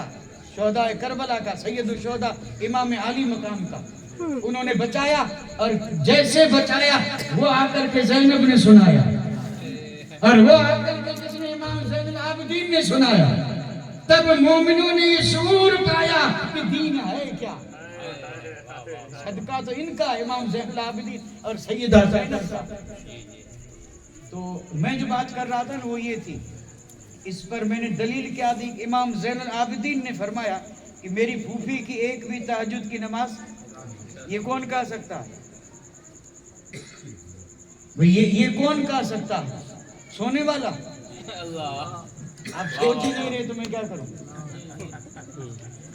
इमाम ज़ैनुल आबिदीन ये कह रहे हैं कि मेरी फूफी की एक भी तहज्जुद की नमाज, ये कौन कह सकता है? इमाम ज़ैनुल आबिदीन उस वक्त अगर सोते रहते तो ये कह सकते हैं कि नहीं हुई। तो इससे साबित क्या हुआ कि इमाम ज़ैनुल आबिदीन की भी एक तहज्जुद की कज़ा, इसी से तो सबूत मिल रहा है। अगर ये न उठते तो फूफी को नमाज पढ़ते कैसे देखते? और ये थे कौन, आप मालूम है? मदीना मुनव्वरा से चले और सफर ही में बीमार हो गए। सफर ही में सारा सफर बीमार चल रहे हैं। करबला में थे तो बीमार थे, करबला से लौटे तो मदीने में आए तो अब ये सारा सफर जो था, एक तरफ तो वो तकलीफ है जो आदमी के बर्दाश्त करने और हिम्मत का काम नहीं, और एक तरफ बीमारी। क्या इलाज था? टैबलेट, इंजेक्शन, दवाई, कोई बाटला वगैरह। जरा सा भी अगर दर्द हो ना, जरा सा, माँ परेशान, बाप परेशान, उसी वक्त लिया और पहुंचे फैमिली डॉक्टर के पास। उसने कहा मेरे बस का रोग नहीं है, मोरबी पहुंचो। मोरबी वाले ने कहा राजकोट पहुंचो। है कुछ नहीं, राजकोट वाले ने सिर्फ एक गोली दी, हवा, मामला ठीक हो गया। इतने परेशान, जरा सी तकलीफ पे, और ये सारा खानदान साथ है। कोई इलाज, कोई मुआवजा, कोई डॉक्टर, कोई तबीब। हद तो ये है कि पीने के लिए पानी नहीं, खाने के लिए खाना नहीं, चाहे हो या न हो, लेकिन तहज्जुद में जाए। अच्छा एक बात आप मुझे बताएं, तहज्जुद फर्ज तो नहीं है ना, वाजिब है। हम पे तहज्जुद फर्ज नहीं है ना। तहज्जुद के लिए जब ये एहतमाम था तो फर्ज के लिए कितना होगा? क्या उनका कोई फर्ज छूटा होगा? जिनकी तहज्जुद न छूटे, क्या उनका कोई फर्ज छूटा होगा? यही तो बताना था उम्मत को, ये दिखाना था कि नमाज वो है कि हम इस हाल में भी नहीं छोड़ते और तुम खा पी के छोड़ रहे हो। अच्छे से तंदुरुस्त तवाना होकर के फिर भी अल्लाह सबको नमाजी बनाए और शुहदाए करबला का सदका अता फरमाए कि आज के बाद हमसे किसी की नमाज न जाए। अल्लाह हर मर्द औरत को जिस पे नमाज फर्ज है, नमाज पढ़ने की तौफीक अता फरमाए। सैयदा ज़ैनब की सीरत तो बहुत तवील है। अब मैं थोड़ा सा नजराना पेश कर रहा हूँ इमाम ज़ैनुल आबिदीन की बारगाह में, थोड़ा सा। अब मैं सोच रहा हूँ कि सब्र के हवाले से दूं, या आपकी सखा के हवाले से, या आपकी रोब और दबदबे के हवाले से, कि किस किस हवाले से। यानी कई न मालूम कितनी राहें हैं, कितनी राहें, न मालूम कितनी राहें। और आप हर मैदान में आफताब हैं, मैं चांद भी नहीं कहूँगा। इमाम ज़ैनुल आबिदीन हर मैदान में सूरज हैं, आफताब हैं। कोई रोशनी की कमी नहीं है। वो कोई रोशनी लेने वाला, वो कोई सखा की रोशनी लेने वाला, वो कोई सब्र की रोशनी लेने वाला, वो कोई कनात की रोशनी लेने वाला, ہو کوئی عبادت کا نور لینے والا، ہم تو صرف برکت لینے والے ہیں کہ ہم یہ ذکر کریں گھر میں برکت آئے. بھئی برکت تو آئے گی، اس میں کوئی شک نہیں، لیکن یہ اتنے سارے نور لے کے وہ جو بیٹھے کچھ تو ان میں سے بھی لینا. سخا کا نور نہیں لیں گے کیا؟ ان کی عبادت سے کچھ نور لیں گے کہ نہیں لیں گے؟ رات اور دن میں 1000 نفل پڑھتے، رات اور دن میں 1000 نفل. وضو کرنے بیٹھتے، چہرے کا رنگ بدلتا رہتا، کبھی پیلا، کبھی نیلا، کبھی سفید. لوگوں نے پوچھا کہ وضو کرنے رنگ کیوں بدل رہا ہے؟ تو فرماتے تمہیں پتہ نہیں کس کی دربار میں جا رہا ہوں، کس کی دربار میں جا رہا ہوں. حج کے لیے احرام باندھا، احرام باندھ کر کے تلبیہ ضروری ہے، لبیک اللہم لبیک ضروری ہے، چاہے عمرے کا ہو چاہے. لیکن جو نہیں جانتے انہیں کیا پتا کہ تلبیہ ہے کیا. بس وہ تو یہ کہتے ہیں کہ مکے گئے حج ہو گیا، ایسے تھوڑے حج ہوگا. زیارت ہو گئی، زیارت ہو گئی، بڑی خوش نصیبی ہے. یہ حج نہیں ہوگا، حج تو تب ہوگا جب حج کے سارے ارکان جیسے حضور نے بتائے ویسے ادا کریں گے تب ہوگا. میں زیارت کا منکر نہیں ہوں، بڑی شرف والی بات ہے. گناہ بخشے گئے، ثواب ہوئے، لاکھوں ثواب ملے، انگنت ثواب ملے، بڑی برکت والی جگہ، رحمت برسی، سب ہوا. اور وہ حجر اسود کو گواہ بھی بنایا، وہ قیامت کے دن گواہی دے گا، سب ہوگا. جنت ملے گی، گناہوں سے پاک، سب ہو گیا. لیکن حج نہیں ہوا، کیونکہ حج تب ہوگا جب حج کے ساتھ. بھئی نماز اگر کوئی پڑھے اور نماز کے جو فرائض ہیں وہ ادا نہ کرے تو نماز ہوگی؟ اب ہم تو نہ ہاں کہہ رہے نہ. ہم تو یہی سمجھتے ہیں کہ وہاں مسجد میں گئے، رکوع سجدہ کیا، ہم سمجھے ہو گئی. ہو گئی نہیں، پہلے کسی جانکار سے پوچھیں کہ ہوتی کیسے ہے. کیا بات ہے حضرت، بہت اچھے. ہم کہیں ہو گئی تھوڑے ہو گئی. اللہ تعالیٰ نے خود فرما دیا ایسے پڑھو گے تو ہوگی، ورنہ نہیں ہوگی. ایک صحابی نماز پڑھ رہے تھے، حضور بیٹھے تھے، آپ نے نماز پڑھتے دیکھا تو آپ نے فرمایا صلی، یعنی پھر سے پڑھ گیا تو نے پڑھی ہی نہیں. اب اس نے پھر پڑھی تو ویسے ہی آپ نے فرمایا نہیں ہوئی نہیں، پھر پڑھ. صحابی تیسری بار اس نے کہا، آپ نے کہا نہیں ہوئی، تو وہ تو صحابی تھا، نے کہا ایسا نہیں ہوئی تو آپ بتائیں کیسے ہوگی. پھر آپ نے تعلیم دی، پھر آپ نے تعلیم دی کہ ایسے پڑھ تو نماز ہوگی. تو خیر یہ الگ بات تھی، پتہ نہیں کہاں سے کیسے آئی، میں معذرت خواہ ہوں. لیکن عرض یہ کر رہا تھا، یہ ضمناً بات تھی، یہ ضمناً بات تھی. اور میں دیکھ رہا ہوں کہ اس بات کے آنے کے بعد آپ تھوڑے سست پڑ گئے، اور آپ میں سے کچھ آپ سوچنے لگے کہ اب آخر دعویٰ نہ کر دیں تو اچھا ہے، یہ بھی سوچنے لگے. اور میں کر رہا تھا امام زین العابدین کا ذکر، آپ کی عبادت کا ذکر. آپ کے گھر آپ نماز پڑھ رہے ہیں، گھر میں آگ لگی. ایک روایت میں آپ نماز پڑھ رہے ہیں، بچہ کنویں میں گرا، آپ کو پتہ ہی نہیں. آگ بجھائی گئی، نماز پڑھ کے فارغ ہوئے، رات میں جب دیکھیں تو کیا ہوا تو کہنے لگے آگ لگی تھی، تو آپ کو پتہ بھی نہیں چلا. تو فرمایا مجھے پتہ کیسے چلے، میں تو دوسری آگ کے بجھانے میں لگا تھا. مجھے کچھ خبر نہیں. آپ کو یعنی آپ کی عبادت کا عالم یہ تھا کہ آپ کو کچھ پتہ ہی نہیں چلتا تھا. اور حج میں آپ نے کہا تو لوگوں نے کہا آپ لبیک پڑھو، نہیں پڑھ رہے. لوگوں نے کہا پڑھنا ہی پڑے گا، نہیں تو پھر یہ تو احرام جو ہے یہ نہیں ہوگا، پڑھنا ہی ضروری ہے، پڑھنا پڑے گا. تو جب زیادہ اصرار کیا تو آپ نے فرمایا بھائی تم اصرار کر رہے ہو لبیک، اور مجھے ڈر یہ ہے کہ میں کہوں لبیک اور وہاں سے آواز آئے لا لبیک، تو اسی ڈر سے اللہ یہ حیا ہے. حیا یہ پھر ایک الگ مضمون ہے.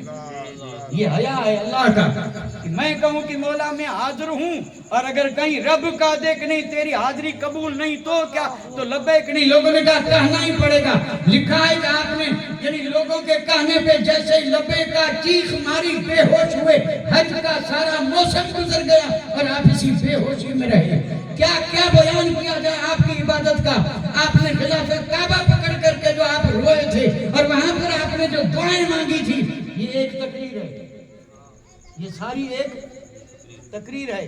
आपके उस रोने को देख करके उस हरम में लोग जो बड़े बड़े मुत्तकी थे वो सोचने लगे बड़ा कोई गुनाहगार आया है, और जो ये कह रहा है कि मौला समंदर के झाग से भी मेरे गुनाह ज्यादा, जमीन के जर्रों से भी मेरे गुनाह ज्यादा, तेरी मखलूक से भी मेरे गुनाह ज्यादा, मौला मेरे गुनाह बख्श कर दे, और अगर नहीं तो मुझे कयामत में नाबीना उठाना, मैं किसी के सामने शर्मिंदा न हूं। और गालिबन ये आप इसी तरह गिड़गिड़ा रहे थे, किसी को तरस आया, कहा इतना रोने वाला कौन है, जाके मैं भी उसके लिए दुआ करूं। करीब आकर के देखा तो और कोई नहीं, सैयद सज्जाद इमाम ज़ैनुल आबिदीन थे।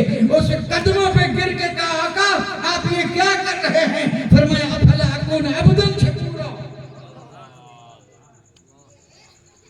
आपकी इबादत का और सखा का आलम तो सुभान अल्लाह, बड़ी मशहूर है ना आपकी सखा। 100 घर, मैं ये आखिरी बात अर्ज कर रहा हूं, यानी मदीना मुनव्वरा के 100 घर उनकी किफालत आप करते हैं। किफालत नहीं समझ रहे, जिसको आज की जबान में कहते हैं राशन पानी, किट बोलते हैं किट, हालांकि किट में कागज ही होते हैं, बॉक्स बड़ा होता है और अंदर कुछ नहीं होता, क्योंकि दिखावा है, दुनिया को बताना है कि हमने इतने किट तकसीम किए, और उस किट में होता कुछ नहीं, 2 दिन का भी खर्चा नहीं होता। लेकिन क्योंकि अखबार में आ जाता है फलां सेठ साहब ने ये मुसीबत आई तो फलां ने गाड़ी भरी और यहाँ जाकर के इनकी मदद की, गया सब बेकार, कुछ नहीं मिला, क्योंकि इमाम ज़ैनुल आबिदीन के उसवे के खिलाफ है, और ये बिल्कुल मकबूल नहीं। ये चीज जो दुनिया को दिखाने के लिए हो, ये रिया है, रब को पसंद नहीं, कबूल भी नहीं। राय कहां गया, उसको मकसूदी नाम था, नाम मिल गया, अखबारों में आ गया, लोगों ने वाह वाह कर दी, और जो मिला वो मुस्कुरा के मिला, वाह शेख साहब आपने तो कमाल कर दिया, इतने घरों को राशन पहुंचा दिया। अब वो फूले नहीं समाते, जैसे अभी जन्नत में घूम रहे हैं, कल पता चलेगा कि जन्नत में जाना कितना मुश्किल है, बहुत मुश्किल है। इमाम ज़ैनुल आबिदीन 100 घर, उनकी पूरे महीने का राशन, कपड़े तक, 1 महीने में जो जो चीजें चाहिए सब, और कोई गुलाम नहीं, कोई खादिम नहीं, कोई खानदान का नहीं।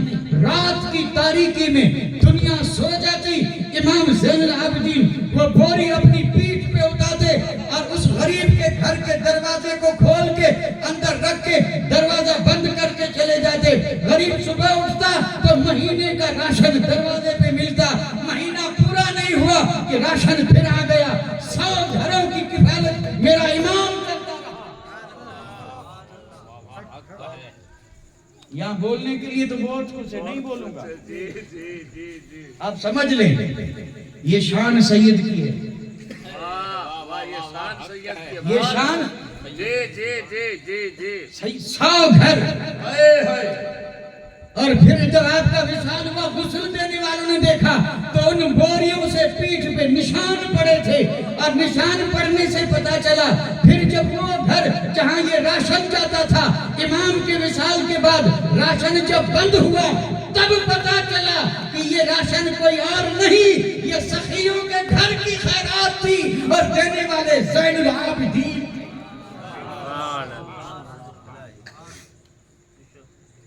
ये हैं इमाम ज़ैनुल आबिदीन। हज़रत जाबिर की रिवायत पढ़ के और आपसे इजाजत ले रहा हूं। अब सुना तो जरूर होगा आपने, इमाम ज़ैनुल आबिदीन की विलादत से पहले हुजूर ने, गैबदा नबी ने आपकी विलादत की और शान की खबर दी थी। बताइए, ऐसे शान वाले कम ही तो होंगे ना, कम होंगे। रावी हज़रत जाबिर फरमाते हैं, हम हुजूर की बारगाह में बैठे थे, इमाम हुसैन आए, मौला इमाम हुसैन सैयद शुहदा तशरीफ लाए।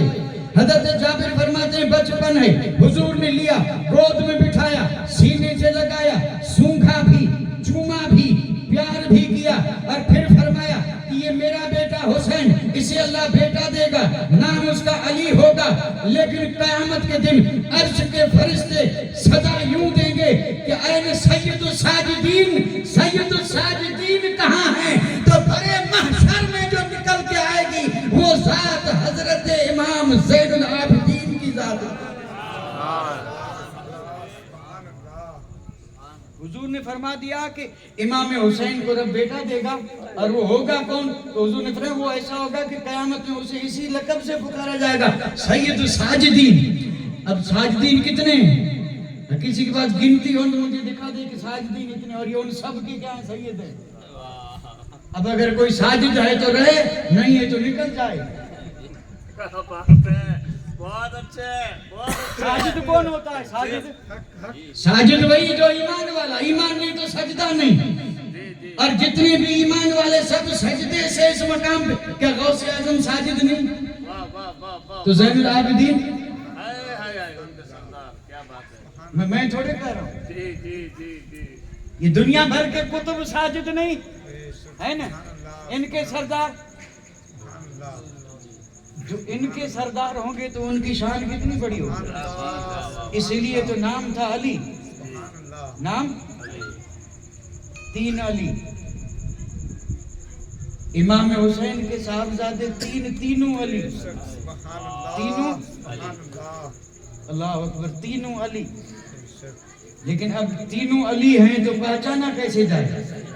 तो एक बड़ा अली, एक मंझला अली, एक छोटा अली। वो बड़ा और छोटा जो है वो दोनों शहीद हो गए करबला में, और ये मंझला बचा, ये ज़ैनुल आबिदीन है। यानी सारे आबिदों की जीनत, जीनत, जीनत को आज की जबान में कहते हैं डेकोरेशन, सजावट। यानी ये आबिद तो सब हैं, लेकिन सजते कब हैं? इनकी इबादतों में जीनत कब आती है? जब इनसे मोहब्बत हो। ज़ैनुल आबिदीन की मोहब्बत सारे आबिदीन की जीनत है। नाम नहीं है, नाम अली औसत है, नाम इनका अली औसत है। और ऐसा नहीं कि ये यानी करबला में नहीं थे, सब जानते थे ना। मदीने से चले, मक्कतुल मुकरमा से, फिर सारा सफ़र बीमारी और खेमे में रहे, बिस्तर पे रहे, न खाना न पीना, कोई मतलब आसाइश आराम नहीं। और हजरत ज़ैनब ज़्यादातर आपकी तीमारदारी में लगी रहती, तीमारदारी। सारा जब ये काफिला शहीद हुआ ना, यानी अहले बैत अतार के शहजादे, आवान व अंसार, इमाम अली मकाम बाकी बचे, तो इमाम ज़ैनब के पास आए, इमाम अली मकाम, और आकर के कहा बहन आखिरी दीदार कर लो, अब मैं जा रहा हूँ। अब ये तो बयान करने वाले तो अपने हिसाब से करते हैं, और फिर कुछ रो के करते हैं, कुछ अपने अंदाज से करते हैं, कुछ रुलाते हैं, जो भी हो। बात भी बड़ी जबरदस्त है भाई। जाहिर बात है कि हजरत ज़ैनब की आंख में आंसू नहीं आए होंगे, और ये आंसू आना कोई बेसब्री नहीं है, बेसब्री नहीं है। सारे तो शहीद हो गए और सहारा सिर्फ एक था, वो भी आए और कह रहे जा रहा हूँ। तो हजरत सकीना पे क्या बीती होगी? उस वक्त कोई दुनिया भर के किसी गम की कोई कमी थी? वो हजरत आदम से लेकर कयामत तक लोगों में गम आए हैं, ऐसा नहीं कि नहीं आए, लेकिन ऐसा गम किसी पे नहीं आया। ये बिल्कुल हक बात कह रहा हूँ। ये जो था ना, ऐसा किसी पे दुख और ऐसा गम किसी पे ना आया और ना आएगा। और आया और आए कैसे? कोई सह भी नहीं सकता, किसी में सहने की हिम्मत ही नहीं है। हजरत सकीना है, हजरत ज़ैनब हैं, और ये छोटे छोटे बच्चे हैं, शहजादियां हैं, बाकी सब शहीद हो गए। इमाम आए इजाजत लेने।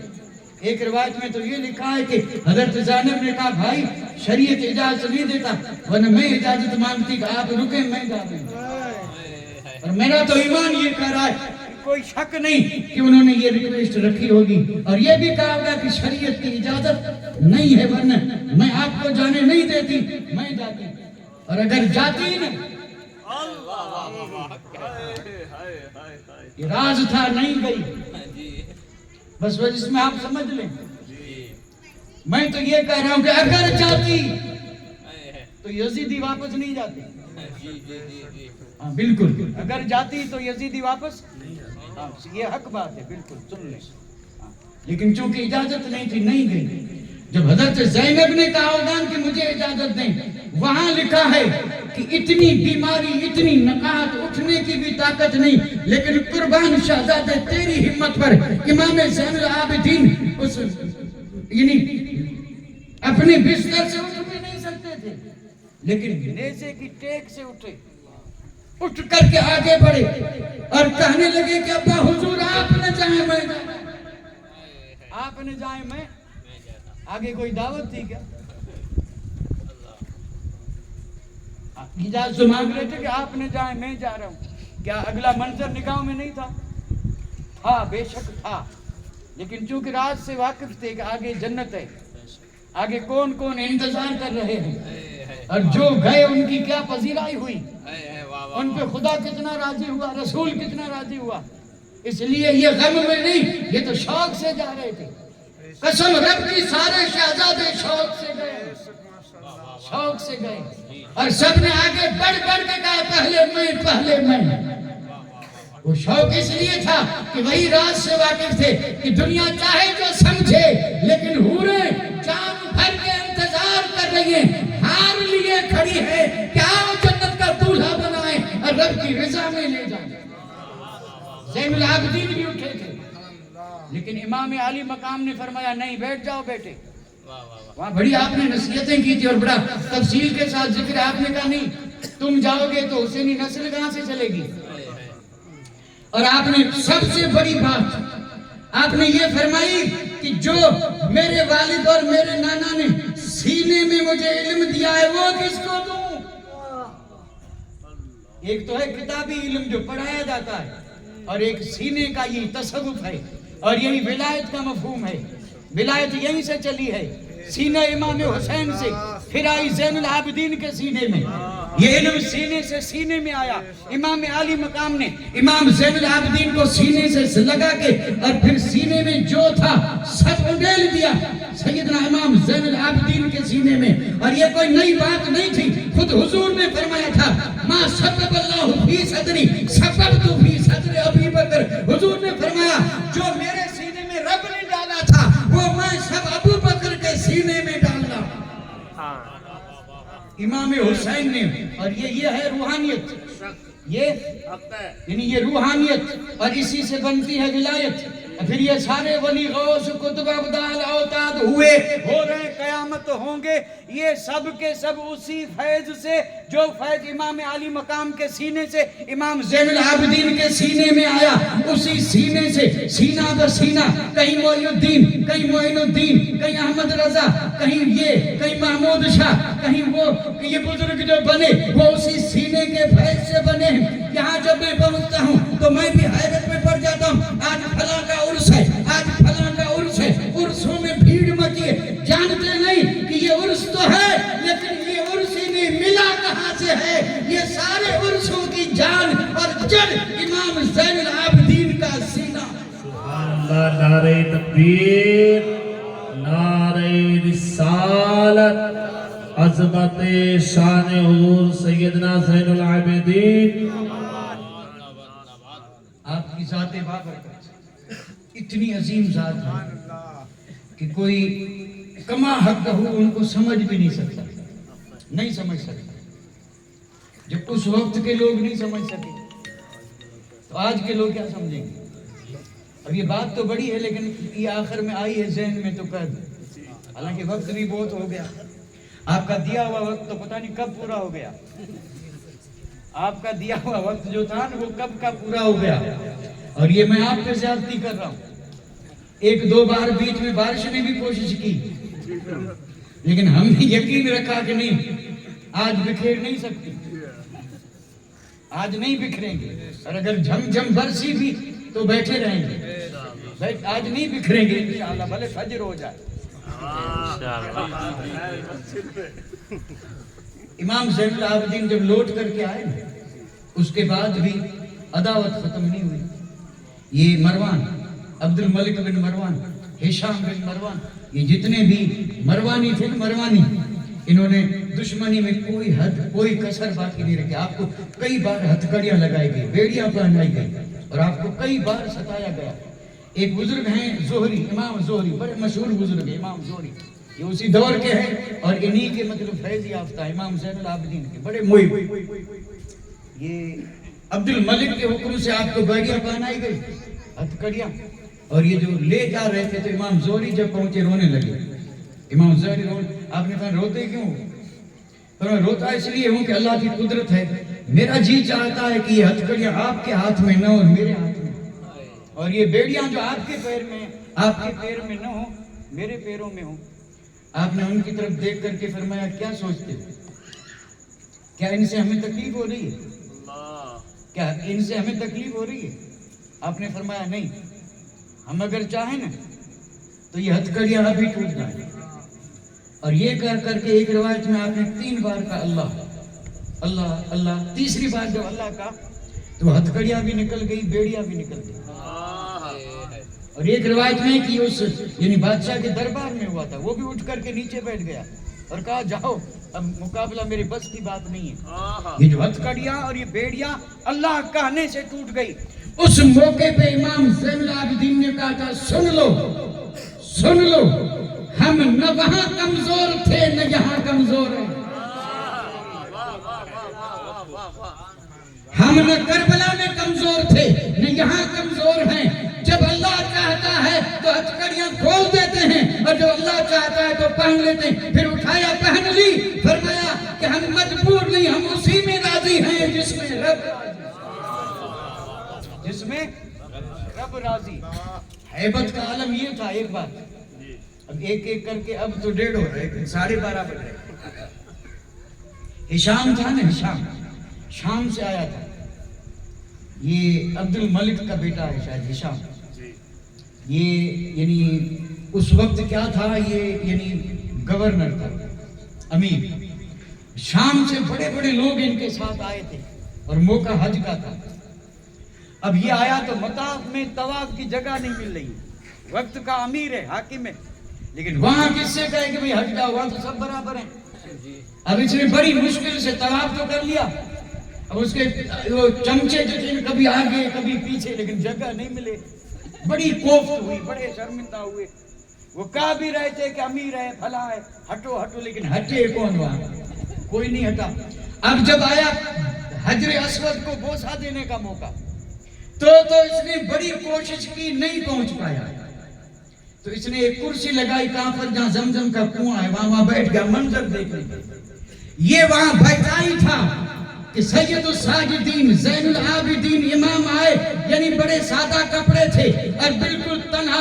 جب اس دروازے سے داخل ہوئے، لوگوں کی نظر پڑی، طواف والے بھی ہٹ گئے، اور پھر جو حجر اسود پہ تھے وہ بھی، آپ نے طواف بھی سکون سے کیا، حجر اسود کو بوسہ دیا، اور بوسہ دے کر کے جب چلے تو جو شامی بیٹھے تھے انہوں نے اس سے پوچھا ہشام سے کہ یہ کون ہے، یہ ہے کون؟ یعنی تو بادشاہ ہے، امیر ہے، لوگوں نے جگہ نہیں دی، یہ تنہا آیا اور اس طرح طواف بھی کیا، حجر اسود کو بوسہ بھی دیا، یہ ہے کون؟ تو اس نے، حالانکہ وہ پہچانتا تھا، اس نے کہا میں نہیں جانتا، میں نہیں جانتا۔ اور وہیں بیٹھا تھا شاعر فرزدق، بڑا نامور شاعر، اور یہ محب اہل بیت۔ جلال آ گیا، کہا او بدبخت تو نہ پہچانے تو کوئی حرج نہیں، یہ وہ ہے جسے ہل بھی پہچانتا ہے، حرم بھی پہچانتا ہے، یہ وہ ہے جسے زمین والے بھی پہچانتے ہیں، آسمان والے بھی پہچانتے ہیں، یہ وہ ہے جسے شجر بھی پہچانتے ہیں، حجر بھی پہچانتے ہیں، یہ وہ ہے جن کے قدموں کی خیرات دین کی شکل میں ہمیں ملی ہے۔